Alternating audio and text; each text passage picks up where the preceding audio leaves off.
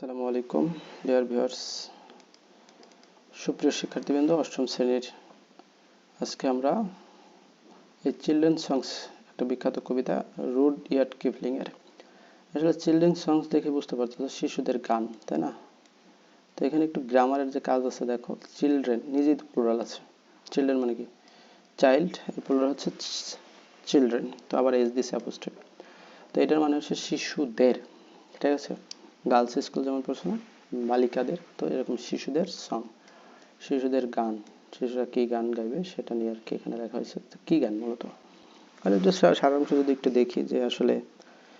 এই পৃথিবীতে শিশুরা তার এই প্রার্থনা করতেছে কবিতার মাধ্যমে, যে সৃষ্টিকর্তার কাছে বিভিন্ন গুণাবলী অর্জন করার কথা বলতেছে, এবং দেশের প্রতি তারা লয়াল থাকবে, দেশকে ভালোবাসবে, এই বিষয়গুলো তারা বলতেছে। এবং নারী পুরুষ যেই হোক, তারা দেশের প্রতি কি করবে, বা অবিডেন্ট থাকবে। তারা নিজেদেরকে সত্য এবং ন্যায়বোধ এবং দুর্বলদের প্রতি সহানুভূতি, এই বিভিন্ন নানান গুণ এই স্রষ্টার কাছে প্রার্থনা করতেছে এই কবিতার মাধ্যমে। তারা যেন আনন্দিত, মানে সবাইকে যেন খুশি রাখতে পারে এবং কারো কষ্ট না দেয়, এরকম বিষয়টা বোঝাইতেছে। যে আসলে তারা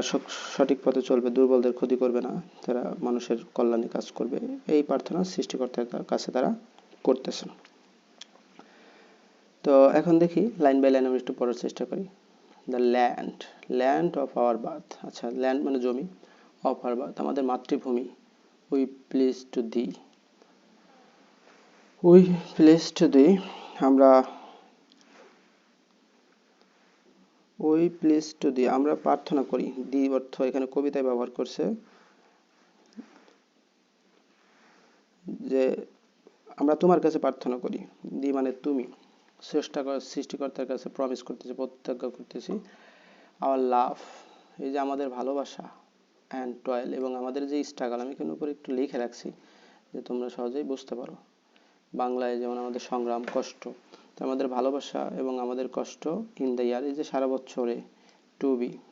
যে সারা বছরে যে আমাদের ভালোবাসা, আমাদের যে বলছে যে ভবিষ্যতে দিনগুলোতে আমাদের ভালোবাসা পরিশ্রম তোমার জন্য উৎসর্গ করব। প্রথমে হচ্ছে জন্মভূমির কাছে তারা অঙ্গীকার করতেছে যে আমাদের যে ভালোবাসা, এই ভালোবাসা তোমার কাছে আমরা কি করব, আমাদের ভালোবাসা, আমাদের যে কষ্টটা আমরা তোমার কাছে কি করব, টু বি টেক প্লেস, বলতেছে যে আমরা তোমার কাছে মানে দিব বা উৎসর্গ করব। ওয়েন, যখন, উই আর গ্রন, যখন আমরা বড় হব, প্যাসিভ করা আছে। ওয়েন উই আর গ্রন, যখন আমরা বড় হব। And we take our place, এবং আমরা জায়গা নিব। টেক প্লেস বলতে যে একটা কথা আছে না, যে এসেছে নতুন শিশু, তাকে ছেড়ে দিতে হবে স্থান, এরকম। যখন আমরা বড় হব এবং সমাজে নিজেদের জায়গা, স্থান আমরা দখল করব। As men as women of our race, as men and women মানে মেন অ্যান্ড উইমেন, নারী পুরুষ হিসেবে। উইথ আওয়ার রেস,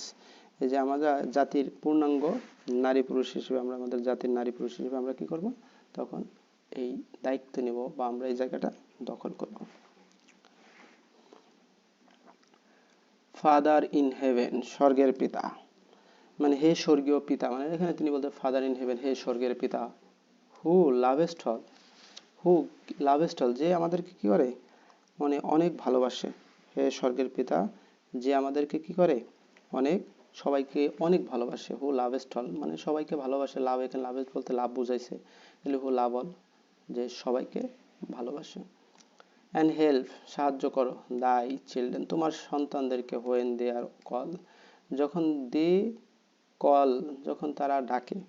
বলছে যে তোমার সন্তানরা যখন তোমাকে ডাকে, তখন কি করো, সাহায্য করো।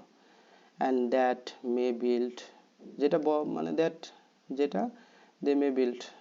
ফ্রম দ্য স্ট্রেস, তাহলে দে মে বিল্ড ফ্রম স্ট্রেস, তারা তারা কি করতে পারে, যে গঠন করতে পারে, যুগে যুগে কি করতে, নির্মাণ করতে পারে। ফ্রম স্ট্রেস বলতে যুগে যুগে, তাহলে দে মে বিল্ড, তারা গঠন করতে পারে। ফ্রম স্ট্রেস, যুগে যুগে তারা গঠন করতে পারে। অ্যান আনডিফাইলড হেরিটেজ, একটা কি বিশুদ্ধ, আর হচ্ছে এই যে আনডিফাইল হচ্ছে পিওর, অবিশুদ্ধ মানে পিওর মানে সঠিক আর কি। অ্যান্ড হেরিটেজ মানে হেরিটেজ হচ্ছে কি, যে উত্তরাধিকার, তাহলে একটা উত্তরাধিকার থেকে পাবে। যে বলছে হে পিতা, যে সবাইকে ভালোবাসো, এবং তোমার সন্তানরা যারা তোমাকে সাহায্য চায় তাদেরকে কি করো, সাহায্য করো। ফ্রম স্ট্রেস অ্যান্ড আনডিফাইল্ড হেরিটেজ, যা কি করছে, আনডিফাইল্ড হেরিটেজ, যা পবিত্র এবং অকলঙ্ক উত্তরাধিকার, বিশুদ্ধ এবং কলঙ্কমুক্ত উত্তরাধিকার। টিচ আস, টিচ মানে শিক্ষা দাও, আস আমাদেরকে, টু বিয়ার বহন করতে, দ্য ইয়োক, ইয়োক হচ্ছে কি জোয়াল বা রেসপন্সিবিলিটি, এখানে রেসপন্সিবিলিটি বোঝাইছে।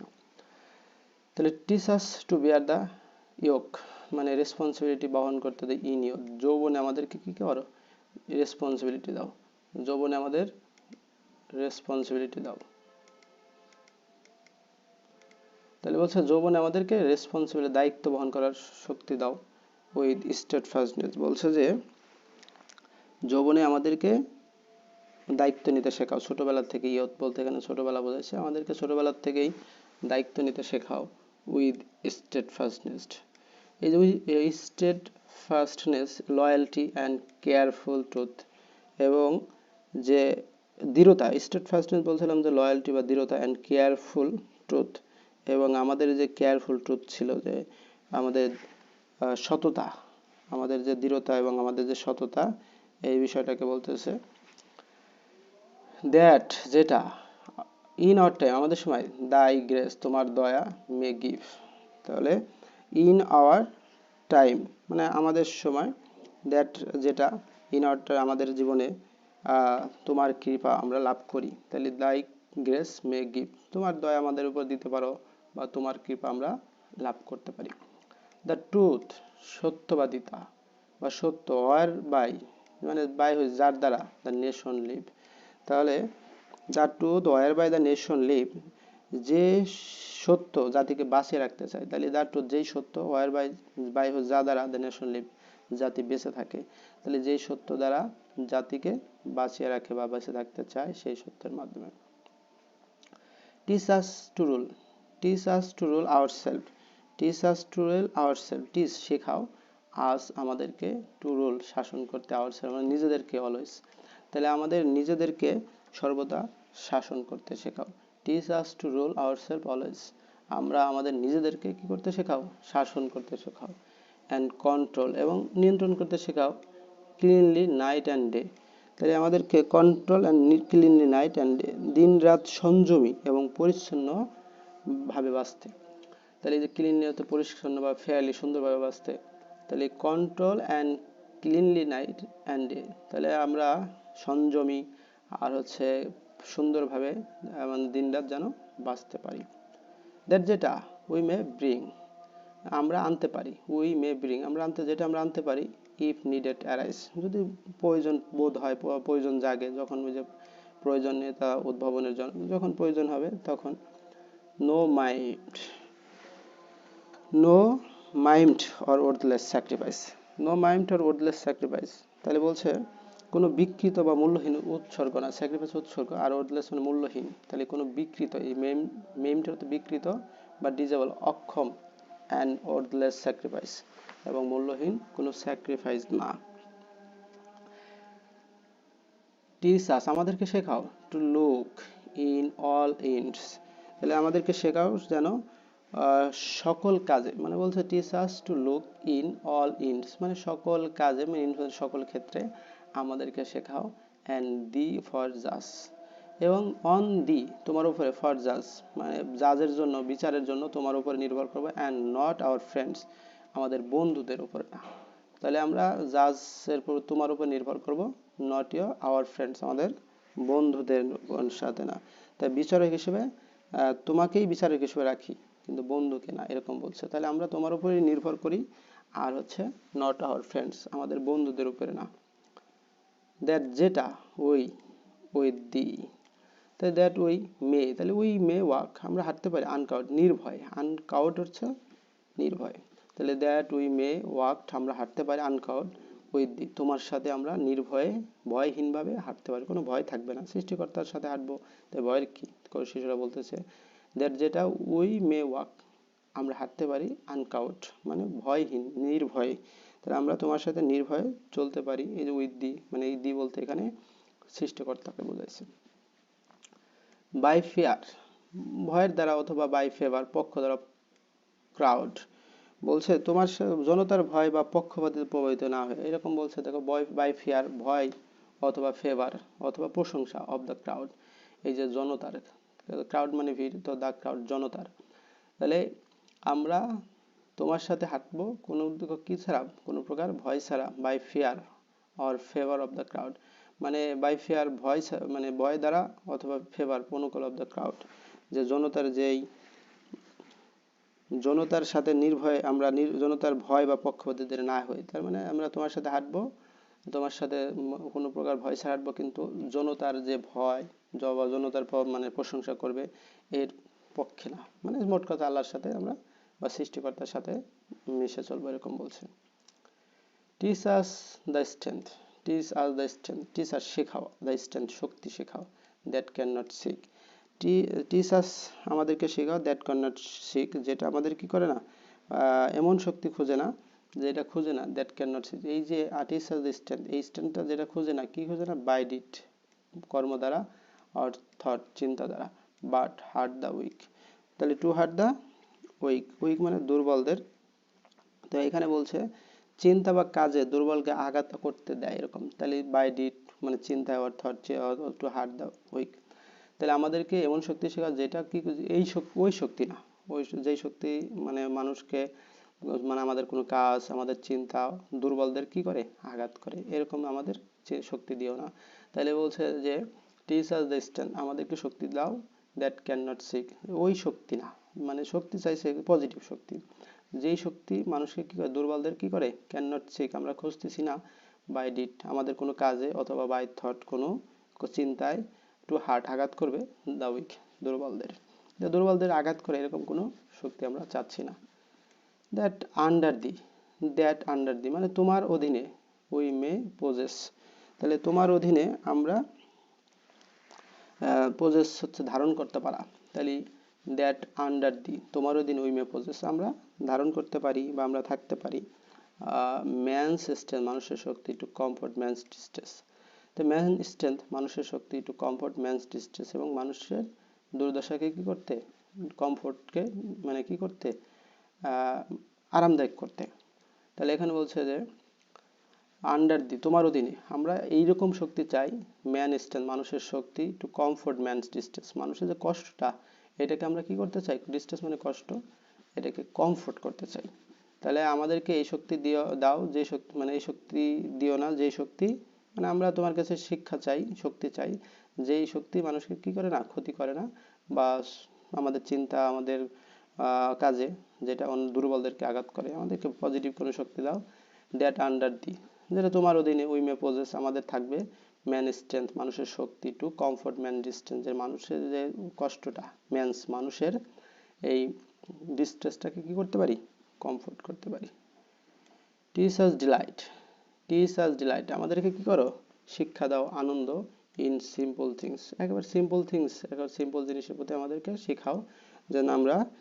সহজ সরল মানে সাধারণ জিনিসে আনন্দ খুঁজে নিতে পারি মানে ডিলাইট হচ্ছে আনন্দ